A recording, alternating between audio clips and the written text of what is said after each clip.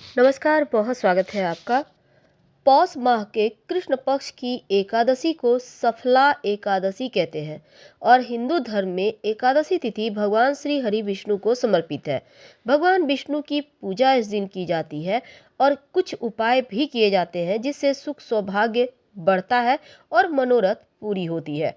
तो ये साल की 2022 की आखिरी एकादशी है, 19 दिसंबर 2022 सोमवार को।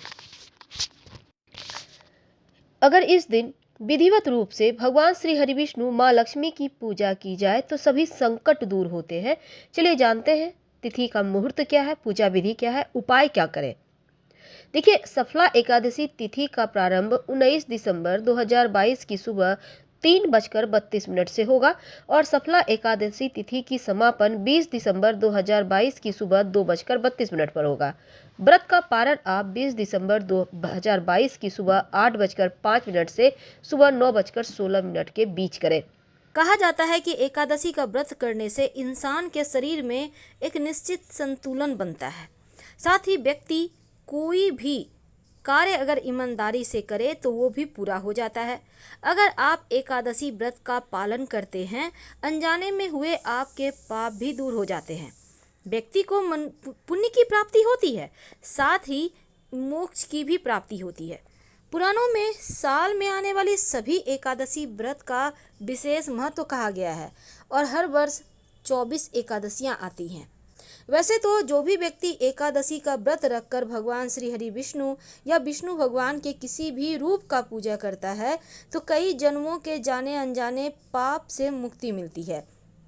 साथ ही ऐसे व्यक्ति को मृत्यु के बाद वैकुंठ लोक की प्राप्ति होती है।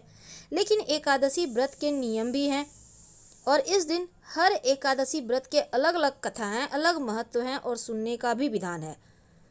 तो सभी एकादशी के लेकिन व्रत करने के नियम एक ही हैं। एकादशी व्रत का उद्यापन अगले दिन यानी द्वादशी के दिन किया जाता है। कुछ ऐसे कार्य हैं जो एकादशी के दिन नहीं करना चाहिए और कुछ ऐसे कार्य हैं जो जरूर करना चाहिए। एकादशी के दिन चावल नहीं खाना चाहिए। एकादशी के दिन बुरे और गलत बातें भी करने की मनाही है। एकादशी के दिन क्रोध ना करें, साथ ही किसी से भी मानसिक या शारीरिक रूप से लड़ाई भी ना करें। इस दिन मांस मदिरा का सेवन बिल्कुल भी ना करें। झूठ बोलने से बचें। किसी की निंदा चुगली ना करें। भगवान श्री हरि की ज़्यादा से ज़्यादा आराधना करें। संभव हो तो रात में जागरण करें या फिर कम से कम एक दीपक ही जला दें रात 11 से 1 के बीच अपने घर के पूजा स्थान पर। एकादशी के दिन पान और सुपारी भी नहीं खाना चाहिए क्योंकि भगवान श्री हरि को अर्पित होता है। इसके साथ ही इस दिन आप व्रत करें या ना करें पर भगवान श्री हरि की आराधना जरूर करें। भगवान श्री हरि की मंत्र का जप ज़्यादा से ज़्यादा करें क्योंकि जितना ज़्यादा आप जप करेंगे मंत्र उतना ही ज़्यादा आपके जीवन की परेशानियां समाप्त होगी, आपके जीवन के कष्ट मिटेंगे। तो एकादशी व्रत की बहुत सारी महिमा है, लेकिन पूजा पाठ भगवान श्री हरि विष्णु की ही होगी। अब देखिए, एकादशी व्रत है क्या, महत्व क्या है।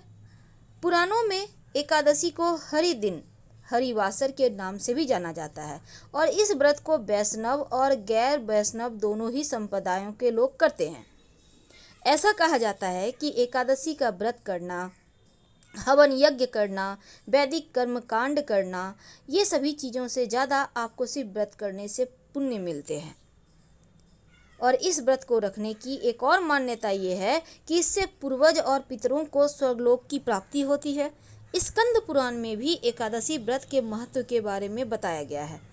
जो भी व्यक्ति इस व्रत को करता है उसके लिए एकादशी के दिन गेहूं, मसाले, सब्जियां भी नहीं खाना चाहिए। आप फल जूस लेकर खा सकते हैं, रह सकते हैं। हालांकि इस एकादशी व्रत के दिन बहुत सारे नियम हैं, तो तमाम नियमों के बारे में भी हम जानेंगे, पर इस दिन एक छोटा सा प्रयोग किया जाएगा वो भी हम आपको बताएंगे। व्रत करने जो लोग व्रत आज कर रहे हैं उनको कुछ चीज़ों से दूर रहना चाहिए। जैसे कि एकादशी के दिन दांत साफ करने के लिए लकड़ी का दातुन इस्तेमाल ना करें। आप नींबू, जामुन या फिर आम के पत्तों को चबा लें और फिर उंगली से कंठ साफ कर लें। वृक्ष से पत्ता भी नहीं तोड़ना चाहिए। अगर आपने व्रत किया है तो स्वयं के गिरे हुए पत्तों का इस्तेमाल करें। आप चाहें तो घर में ही आप श्रीमद् भागवत गीता का पाठ करें 11वें अध्याय का, या फिर सुन भी सकते हैं। ओम नमो भगवते वासुदेवाय मंत्र का ज़्यादा से ज़्यादा जप करें। दान धर्म करने की भी मान्यता है। एकादशी के अगले दिन द्वादशी तिथि के दिन आपको सुबह उठकर सुबह 8 अमूमन हर एकादशी तिथि में सुबह 5:30 से 8 सवा 8 के बीच ही आपको पारण करना चाहिए। और पारण करने के पहले आप थोड़ा सा पैसा निकाल दें या फिर कुछ सामान निकाल दें या सामान्य भोजन की तरह ही कुछ खाना वगैरह निकाल दें। ऐसा करके फिर आप व्रत तोड़ें। त्रयोदशी तिथि से आने से पहले ही व्रत का पारण कर लें, इस बात का ध्यान रखें, क्योंकि एकादशी व्रत का पारण द्वादशी तिथि में ही होना चाहिए। तो आप कोई चूक ना हो, इसका ध्यान रखें। भले ही आप 24 एकादशी ना करें, मुख्य एकादशी करें, लेकिन आप नियमों का पालन जरूर कीजिएगा।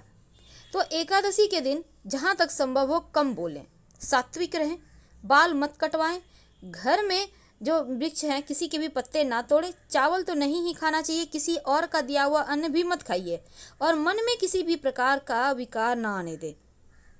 अब जैसे कि बहुत सारे लोग क्या करते हैं, फलारी में गोभी, पालक, सलजम वगैरह जूस वगैरह ले लेते हैं। मत खाइएगा, आप फल खाइए। एकादशी व्रत की कथा जरूर सुने, क्योंकि इसके पीछे कई सारी कहानियां हैं। व्रत कथा बहुत महत्वपूर्ण है और एकादशी के दिन सुनने से व्रत कथा जो है ना बहुत अनिवार्य माना जाता है। शास्त्रों में कहा गया है कि बिना एकादशी की व्रत कथा सुने व्यक्ति को उपवास का पूरा फल नहीं मिलता। और तमाम बातें अभी तक हमने आपके साथ साझा किया कि कैसे एकादशी का व्रत करना चाहिए और क्या करना चाहिए। लेकिन आज हम एक छोटा सा प्रयोग लेकर आपके साथ जुड़े हैं। एकादशी के दिन आप जब व्रत करेंगे तो शाम के समय एक छोटा सा काम कीजिएगा। आप अपने घर में जब शाम में दिया बाती करेंगे तो दीपक में एक लौंग डाल दीजिए और अपनी मनोकामना कहिए, फिर आरती वगैरह करें, पूरे घर में दिखाएं। आप चाहें तो कपूर के सहारे लौंग डालकर जलाकर भी पूरे घर में दिखा सकते हैं, या घी का बाती में भी कर सकते हैं। अगर आप दीपक में एक चुटकी काला तिल डाल देते हैं तो पितृदोष समाप्त हो जाते हैं, पितृदेव शांत हो जाते हैं, जीवन की मुश्किलें कम होती है और यहाँ तक कि शनिदेव की कृपा भी बरसती है। अगर दीपक में आप 2-4 काली मिर्च के दाने डाल देते हैं तो इससे भी नकारात्मक ऊर्जाएं शांत होती है। अगर सरसों के दाने डालते हैं तो जो आपके आसपास निगेटिविटी है, जो आपके जीवन की परेशानियां हैं, जो आपको लगता है अतिरिक्त आत्माएं, जो पितृदोष है, वो सभी चीज़ें समाप्त हो जाती है। तो आप अपनी सुविधानुसार चीज़ों को जलाइए और नहीं कुछ समझ में आए तो एक लौंग डालकर ही जलाकर पूरे घर में दिखाइए। जीवन की मुश्किलें कम होंगी, जीवन की परेशानियां कम होंगी। और साथ ही पास के किसी भी शिव जी के मंदिर में जाकर एकादशी तिथि के दिन, क्योंकि भगवान श्री हरि के आराध्य शिव जी हैं और शिव जी के आराध्य श्री हरि विष्णु हैं, तो उनके मंदिर में एक दिया जरूर जलाइएगा, तभी इस दिन के व्रत को आपका पूरा फल मिलता है। दीपक सरसों के तेल का भी हो सकता है, घी का भी हो सकता है, पर उसमें भी लौंग डाल दीजिएगा।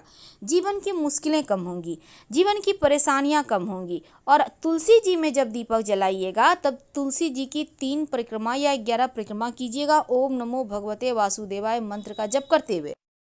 इस दिन व्रत कथा सुनने का विधान है, 2 शब्दों में सुन लें। एक बार चंपा नामक एक नगरी हुआ करती थी।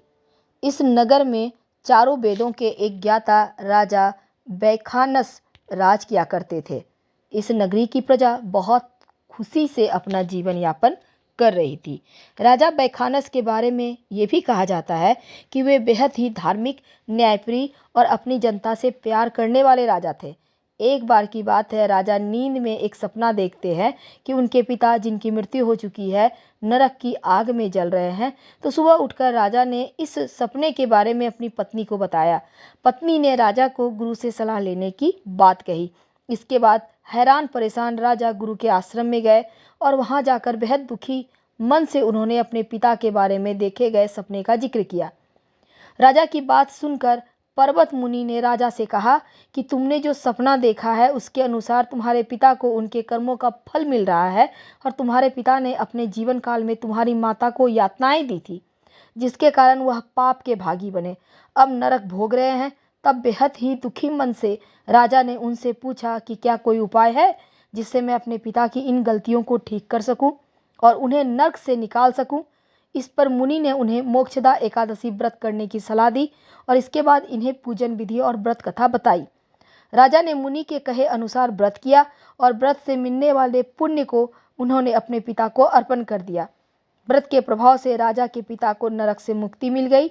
माना जाता है तभी से मोक्षदा एकादशी व्रत रखने की परंपरा की शुरुआत हुई। इस एकादशी के दिन, चूंकि शनिवार के दिन इस बार एकादशी तिथि है, तो आप पीपल के नीचे एक तिल के तेल का दिया या घी के दिए में एक चुटकी काला तिल डालकर या काली उड़द डालकर जरूर जला दें। आप चाहें तो काला जो कील होता है लोहे का, उसको भी डालकर जला सकते हैं। शनि की पीड़ाओं से मुक्ति मिलेगी। तो आसपास आपके घर के जहाँ भी पीपल का पेड़ है वहाँ एक दिया जरूर जला दीजिएगा और अपने घर के मुख्य दरवाजे के बाहर आप एक दीपक, चूँकि शनिवार का दिन है तो जरूर जला दें। चूँकि ये एकादशी व्रत पितर देवों के मोक्ष के लिए भी किए जाते हैं, इसलिए उनके राह में रोशनी के लिए ये दिया जलेगा घर के मुख्य दरवाजे के बाहर।